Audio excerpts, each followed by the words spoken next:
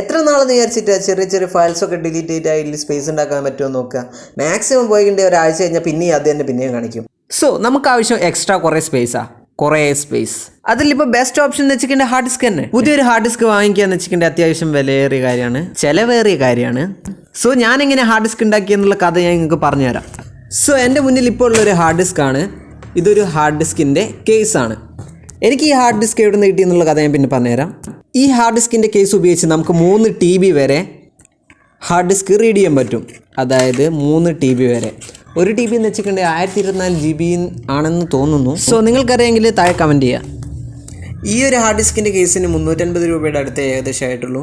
അതിൻ്റെ മേളിലോട്ടുള്ളതും ഉണ്ട്. പക്ഷേ നമുക്കിത് മതി, എനിക്കിത് മതി. അപ്പോൾ നമുക്ക് കേസ് ഒന്ന് ഓപ്പൺ ചെയ്യാം. ഡാറ്റ കേബിൾ പുറത്തുണ്ട്, അകത്തുണ്ട്. ഇതിൻ്റെ ഉള്ളിലൊരു സർക്യൂട്ട് ഉണ്ടോ, ഞാൻ പുറത്തേക്ക് എടുത്തുതരാം. നമുക്ക് ഈ സർക്യൂട്ട് മാത്രമായിട്ടും മേടിക്കാൻ കിട്ടും കേട്ടോ. ഒരു ഇൻറ്റേർണൽ ഹാർഡ് ഡിസ്ക് എടുത്ത് നോക്കുകയാണെങ്കിൽ അതിൽ കുറേ പിൻസ് ഉണ്ടാവും. നമുക്ക് എല്ലാ പിൻ ഔട്ടും നേരെ USB-യിലേക്ക് കൺവേർട്ട് ചെയ്യാനാണ് ഈ സർക്യൂട്ട് യൂസ് ചെയ്യുന്നത്. സോ നമുക്ക് നമ്മുടെ സർക്യൂട്ട് ഹാർഡ് ഡിസ്കിലേക്ക് കൊടുത്താൽ മാത്രമേ അങ്ങോട്ട് കൊടുക്കുമാരേട്ടാ.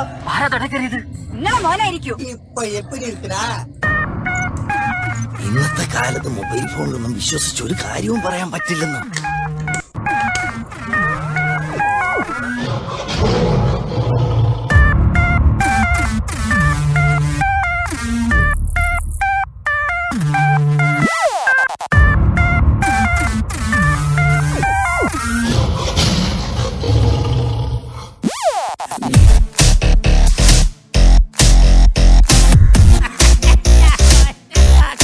ശേഷം നമുക്ക് കേബിൾ ഹാർഡ് ഡിസ്കായിട്ട് കണക്ട് ചെയ്യാം.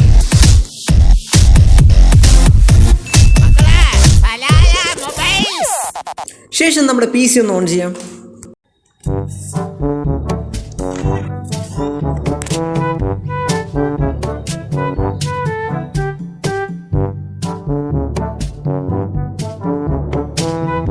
ദെൻ കണക്ട് ചെയ്തിട്ടുണ്ടെങ്കിൽ നമുക്ക് ഈ ഒരു ബ്ലൂ ലൈറ്റ് ഹാർഡ് ഡിസ്കിൽ നിന്ന് കത്തുന്ന കാണാം.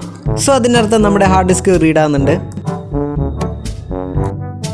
ദെൻ നമുക്ക് കണക്ട് ചെയ്തിട്ടുണ്ട് ഇവിടെ കാണാം, ഈ സ്ക്രീനിൽ കണ്ടു. അടുത്ത നമുക്ക് അതൊന്ന് ഓപ്പൺ ചെയ്ത് നോക്കാം. ദെൻ നെക്സ്റ്റ് ആയിട്ട് എന്ന് വെച്ചിട്ടുണ്ടെങ്കിൽ ഞാൻ അതൊന്ന് ഫോർമാറ്റ് ചെയ്യുകയാണ്. സോ നമ്മുടെ അൺയൂഷ്വൽ ഡാറ്റാസ് എല്ലാം ഒന്ന് ക്ലീൻ ആയിക്കോട്ടെ.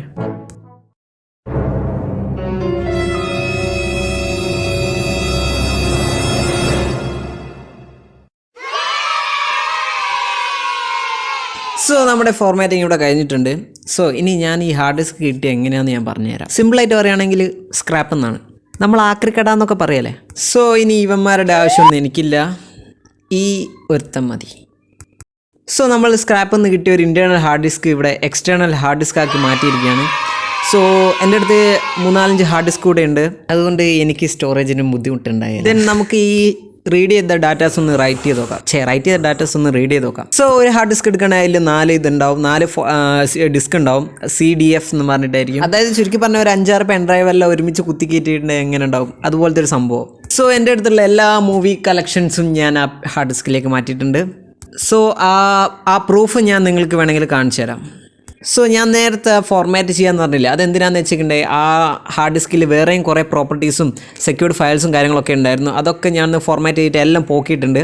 അതിന് ശേഷമാണ് നമ്മൾ ഓരോരോ കാര്യങ്ങളും റീറൈറ്റ് ചെയ്ത്. അപ്പോൾ നമ്മൾ ഈ സ്ക്രാപ്പിലൊക്കെ ലാപ്പും നമ്മുടെ ഏതൊരു സംഭവം കൊടുക്കുകയാണെങ്കിൽ അതിൻ്റെ അകത്ത് നമ്മുടെ കുറച്ച് ഇമ്പോർട്ടൻറ്റ് ഡാറ്റാസും കാര്യങ്ങളൊക്കെ ഉണ്ടാവും. സോ ഒരു ഹാർഡ് ഡിസ്ക് എന്നൊക്കെ പറഞ്ഞിട്ടുണ്ടെങ്കിൽ മാക്സ് പ്രൊട്ടക്ഷനും കേസും കാര്യങ്ങളൊക്കെ ഉള്ളതാണ്. അപ്പോൾ അതൊന്നും അത്ര പെട്ടെന്ന് ഡാമേജ് ആകാൻ ചാൻസ് ഇല്ല. അപ്പോൾ നമുക്ക് ഏതൊരാൾക്ക് പിന്നെയും നിങ്ങളുടെ ഡാറ്റ കയ്യിൽ കിട്ടാൻ ചാൻസ് ഉണ്ട്. So be careful.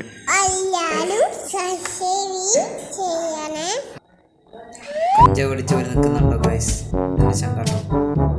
അതായത് ഈ ലാപ്പിൻ്റെ ശരിക്കുള്ള ഉടമസ്ഥ മിന്നി കളിക്കുന്നുണ്ടല്ലേ, അതിൻ്റെ അർത്ഥം ഹാർഡ് ഡിസ്ക് റണ്ണാകുന്നുണ്ട്.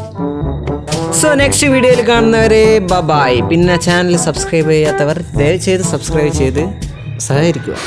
അല്ല കണ്ട